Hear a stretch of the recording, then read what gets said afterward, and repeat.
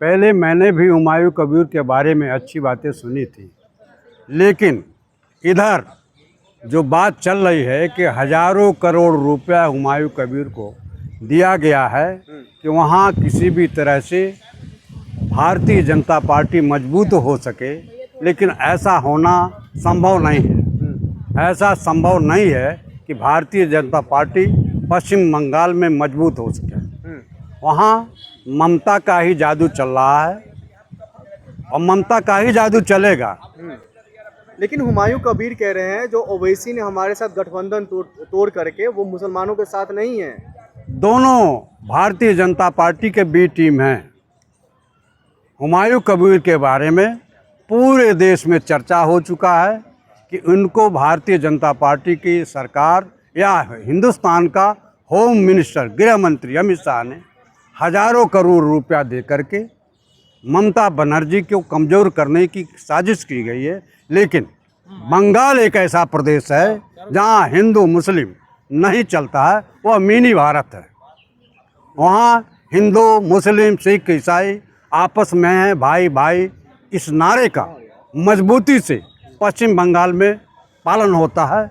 वहाँ की जनता किसी भी जाति बिरादरी किसी भी विशेष धर्म विशेष के नाम पर बंटने वाली नहीं है।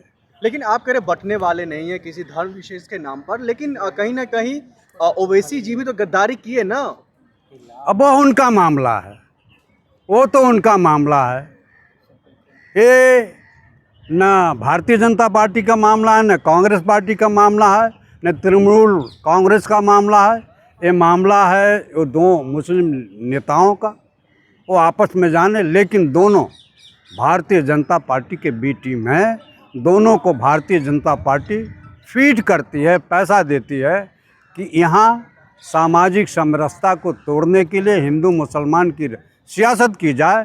वहाँ पश्चिम बंगाल में कोई भी चला जाए, वो हिंदू मुस्लिम में वहाँ बंटवारा होने वाला नहीं है। आपके लिए बंटवारा होने वाला नहीं है, लेकिन अभी के दौर में देखा जाए तो वहाँ का माहौल कुछ और कह रही है। पश्चिम बंगाल में ममता बनर्जी दूर दूर तक नहीं दिखाई दे रही है। मैंने देखा है, अभी मैं कुछ दिनों पहले कलकत्ता गया था। वहाँ पश्चिम बंगाल में ममता बनर्जी के अलावा किसी की हवा तक नहीं है। कांग्रेस पार्टी भी चुनाव लड़ रही है। देखिए, चुनाव लड़ने का सबको अधिकार है। कांग्रेस पार्टी भी अपने वजूद के लिए चुनाव लड़ रही है कि हमारे जो मतदाता हैं, हमारे जो वोटर हैं, हमारे जो कार्यकर्ता हैं, हमसे जुड़े रहें, कहीं बिखरे न। तो कांग्रेस पार्टी भी चुनाव लड़ रही है, उनको चुनाव लड़ना चाहिए। लेकिन वहाँ ममता बनर्जी आज भी भारी हैं। ममता बनर्जी की सरकार वहाँ बनने जा रही है। हुमायूं कबीर को लगा करके वहाँ मुस्लिम मतों में सेंध लगाने का प्रयास हिंदुस्तान के गृह मंत्री ने किया था। हुमायूं कबीर को हजारों करोड़ रुपया दे करके गिरफ्तारी होनी चाहिए अगर वाकई में वो मुसलमानों को गुमराह कर रहे हैं तो। अच्छा, ये बताइए, चुनाव के दौरान जब हेमंत बिश्व शर्मा की गिरफ्तारी नहीं हो पाई, हेमंत बिश्व शर्मा पर आरोप लगे। देखिए, जिसके ऊपर आरोप लगता है सरकार उसकी सफाई देती है, उसकी छानबीन करती है, उसकी जांच करती है। लेकिन वो तो पवन खेड़ा के ऊपर ही मुकदमा लिखा दिया। तो इस सरकार में नियम और कानून नाम की कोई चीज़ नहीं है। सरकार दबंगई के बल पर आम लोगों को परेशान कर रही है। इसका जीता जागता उदाहरण आपको आसाम मिलेगा और आज आपका बंगाल मिल रहा है। लेकिन बंगाल की राजनीति में कहा यह जा रहा है जो ममता बनर्जी ने तमाम संस्थान को बर्बाद कर दिए हैं। अमित शाह जी अलग कह रहे हैं जो एक बार मौका मिलना चाहिए भारतीय जनता पार्टी को सुधार करने के लिए, को भगाने के। एक बात बताइए, असम में किसकी सरकार रही है?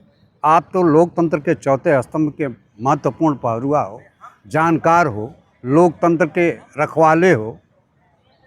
उत्तर प्रदेश में किसकी सरकार है? आज जहां आप बैठे हो, जहां आप खड़े हो, दिल्ली की सरकार किसकी है? मध्य प्रदेश में किसकी सरकार है? क्या यहाँ अपराध कानून व्यवस्था ठीक चल रही है? क्या यहाँ लोग व्यवस्थित हैं? क्या जितना जहाँ जहाँ भी भारतीय जनता पार्टी की सरकार है वहाँ आम जनता परेशान है, बेहाल है। पूरी तरह से।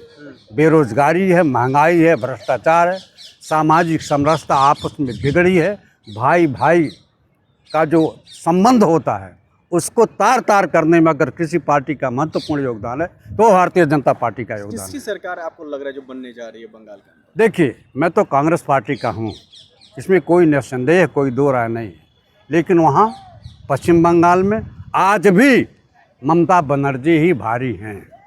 ममता बनर्जी के गढ़ में भारतीय जनता पार्टी अपनी पैठ नहीं बना पा रही है। लेकिन दूसरा पक्ष तो ये भी कह रहा है ना, जो ममता बनर्जी के राज में ही जो है हिंदू सुरक्षित नहीं है, वो महिलाओं को कहीं ना कहीं, अरे महाराज, महिला होकर के महिलाओं को पूरे हिंदुस्तान में पश्चिम बंगाल ही है जो मिनी भारत कहा जाता है। वहाँ हिंदू, मुस्लिम, सिख, ईसाई सभी को बराबर की दृष्टि से देखा जाता है। वहाँ किसी भी कोई ये नहीं कहता है कि हिंदू है, मुसलमान है, कोई नहीं कहता है कि सिख है, ईसाई है। पूरे हिंदुस्तान में अगर मिनी भारत कहा जाता है, छोटा भारत कहा जाता है, तो पश्चिम बंगाल है। आखिर में ये बता दीजिए जो क्या होने वाला है, आपको क्या लग रहा है? वहाँ फिर चौथी बार ममता बनर्जी की सरकार बनने जा रही है।